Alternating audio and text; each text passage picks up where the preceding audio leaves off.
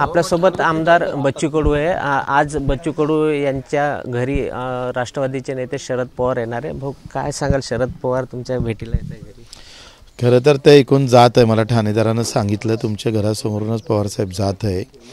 म्हटलं जात आहे तर एक फोन करून आम्ही पाहिला आणि त्यांनी होकार दिला आणि मला लगेच ते फिनले मिल जे आमची इथं आज सुरू झाले होते अचलपूरला, त्याचा खरं सिंहाचा वाटा पवार साहेबांचा होता।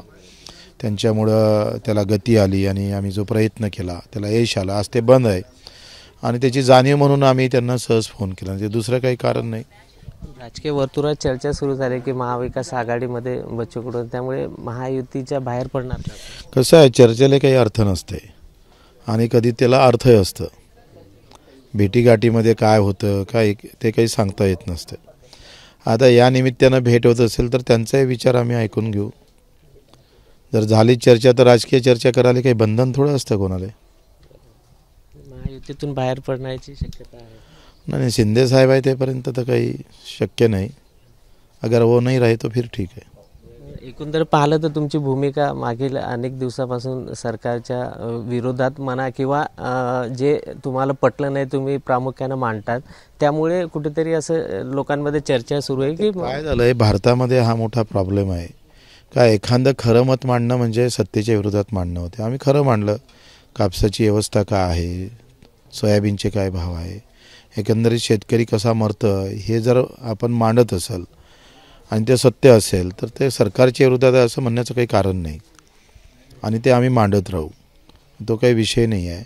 पण त्याचा वेगळा अर्थ काढण्याची मला वाटतं आपल्या भारतामध्ये काय झालं आहे का सत्यात असेल तर गुलाम म्हणून राहावं, सलाम करावं नेत्याले, गुलामी करावं, वेळ पडलं तर नमाज पडावं आणि मग आपलं अस्तित्व टिकून ठेवावं। त्यापैकी बच्चू कडू नाही आहे। आम्ही पहिले शेतकरी आमच्यासाठी मायबाप आहे, नेता कोणता आमच्यासाठी मायबाप होऊ शकत नाही। आमचा शेतकरी शेतमजूर बांधव जो आम्हाला मतदान करतं त्याचे गुलाम नक्की होऊ, पण नेत्याचे गुलाम होण्याची आमच्या मानसिकतेत कधीच येणार नाही। शरद पवार आघाडीचे इंडिया आघाडीचे पण प्रमुख नेते आहे आणि महाविकास आघाडीचे पण प्रमुख आहे, त्यामुळे जर त्यांनी काही प्रस्ताव दिला तुम्हाला तर कसं आखरी माझं असं मत आहे का राजकीय काही प्रस्ताव आज चर्चा होणार नाही आणि झाली कदाचित तर मला असं वाटते का आम्ही आमच्या पक्षाचं भलं पाहू ना, कुठं चांगलं होत असेल तर। म्हणजे तुम शक्यता आहे? नाही, शक्यता आहे असं म्हणता येणार नाही। आखरी कसं आहे, दोनही आम्हाला 2-3 दरवाजे खाली आहे। फक्त एक मात्र आम्ही शिंदे साहेबाला त्यांनी एकंदरीत दिव्यांग मंत्रालय असेल, मतदारसंघात दिलेला निधी असेल आणि आम्ही जाणीव ठेवणारे लोक आहे।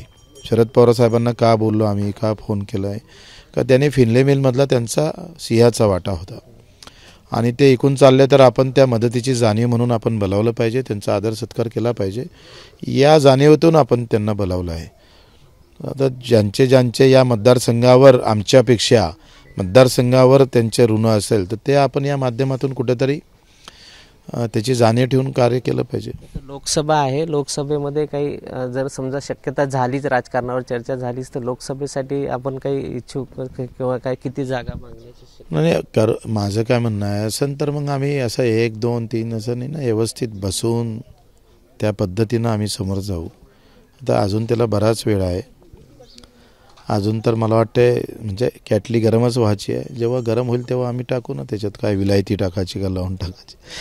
हे होते आमदार बच्चू कडू। आज शरद पवार त्यांच्या घरी येऊन भेट घेणार आहे। आता याच्यात काय राजकीय चर्चा होते हे पाहणं महत्त्वाचं असेल। कॅमेरामॅन अमोल देशमुखचा प्रणय निर्माण, एबीपी माझा, अमरावती। एबीपी माझा, उघडा डोळे बघा नीट।